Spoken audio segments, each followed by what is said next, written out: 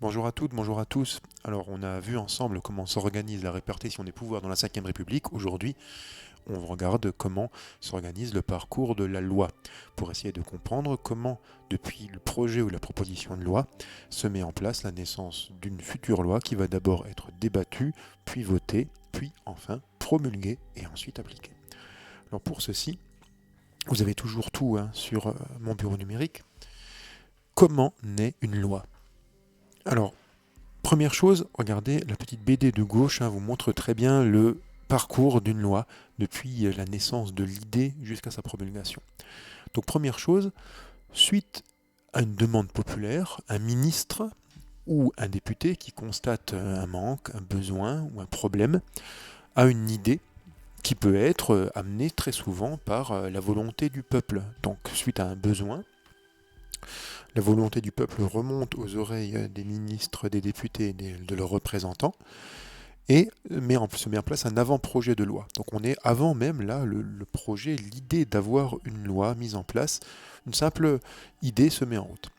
Alors cette idée, ce projet ou avant-projet, ensuite, très souvent, c'est la demande populaire, notamment les journalistes, qui vont la relayer.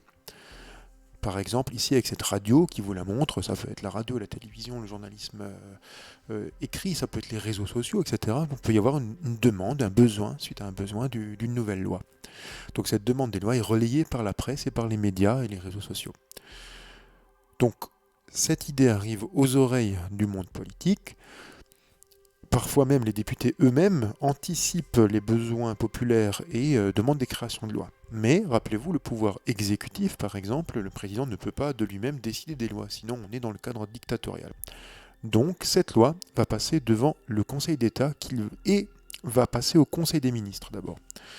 Donc si c'est un projet ministériel, le Conseil des ministres va en débattre, naît alors une idée qu'on appelle projet de loi. Donc ce projet de loi peut être exposé aux médias, peut être discuté au sein justement ensuite de la population, mais il n'est pas encore voté, donc la loi ne rentre pas en application. Un projet de loi, ce n'est qu'une idée. Cette idée de loi, pour être entrée en application, va devoir passer devant le pouvoir législatif. Comme son nom l'indique, le pouvoir législatif va avoir comme rôle de mettre en place les lois, de voter les lois, pour ensuite donner au pouvoir exécutif le rôle de les appliquer. Donc ce processus peut prendre même beaucoup de temps, mais on a choisi, notamment en France, d'avoir deux chambres, l'Assemblée nationale et le Sénat. Vous voyez les deux sur l'image. Et l'Assemblée nationale et le Sénat vont faire des navettes, c'est-à-dire que le texte de loi va d'abord être discuté à l'Assemblée nationale. Par exemple, si la loi a été déposée devant le bureau de l'Assemblée nationale, ensuite va passer au Sénat, puis va repasser par l'Assemblée nationale jusqu'à ce qu'il y ait un accord entre les deux chambres. S'il n'y a pas d'accord, une commission va se mettre en route et va être mise en place. On va justement étudier ensuite comment.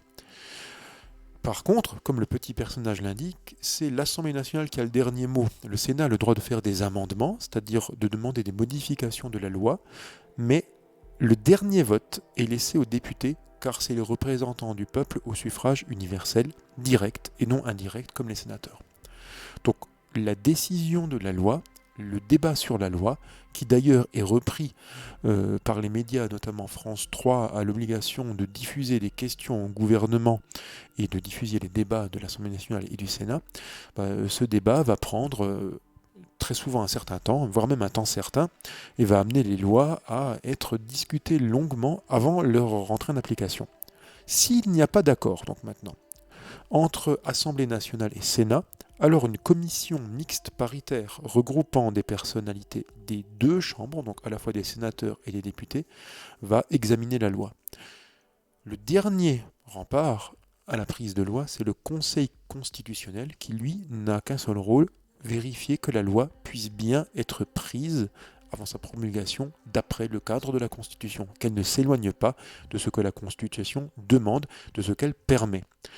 Une fois ceci, c'est au journal officiel que la loi va être promulguée par le président de la République, c'est son rôle, elle rentre donc en application et des décrets d'application de la loi vont être mis en place par les différents ministères qui sont concernés par l'application de cette loi.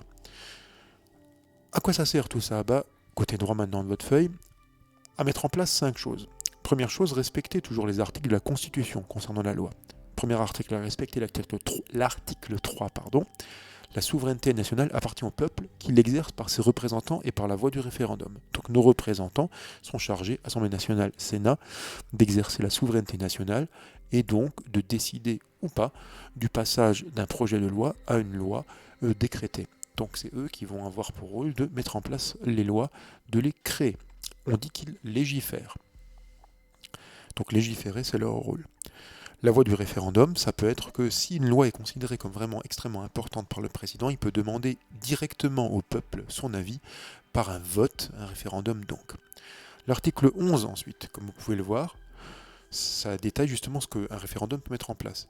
Sur proposition du gouvernement pendant la durée des sessions, sur proposition conjointe des assemblées, le président peut soumettre au référendum un projet de loi portant sur l'organisation des pouvoirs publics, sur des réformes relatives à la politique économique et sociale, aux services publics, etc., ou pour ratifier un traité. Le dernier, en 2005, c'était pour la ratification d'un traité européen permettant la mise en place d'une nouvelle organisation européenne. Le président, à l'époque, Jacques Chirac, demande la ratification de ce traité. Et le peuple français dit non, nous ne voulons pas de la constitution européenne qui nous est présentée. Ensuite, article 34, c'est bien précisé, la loi est votée par le Parlement. C'est le rôle du Parlement que de voter la loi, donc le pouvoir législatif. Le Conseil constitutionnel veille à la régularité des opérations et à la constitutionnalité de la loi. Il proclame les résultats. Et il est chargé de vérifier la conformité à la Constitution. Enfin, la loi est promulguée ensuite par le président de la République. Donc voilà comment s'organise le parcours d'une loi. Si on le récapitule, comme je vous l'ai mis sur la fiche auparavant, alors vous avez la version, si vous voulez la remplir vous-même, je vous ai aussi mis la version déjà remplie. On fait une rotation anti-horaire. Voilà. Donc comment on est une loi? 3 possibilités. Vous avez un projet de loi. Projet de loi, c'est quand c'est des ministres ou le premier d'entre eux qui les ont. Ou bien une proposition de loi, elle peut émaner d'un député ou un sénateur. Donc avant, vous avez un besoin populaire, il peut être relayé par les ministres ou par le député et sénateur. Ou bien, si c'est le président, il peut demander lui-même un référendum. Si c'est un projet de loi, il est présenté au Conseil des ministres après consultation de ce qu'on appelle le Conseil d'État. Si c'est une proposition de loi, elle est directement transmise au bureau de l'Assemblée ou du Sénat qui va créer une commission chargée de discuter de cette loi.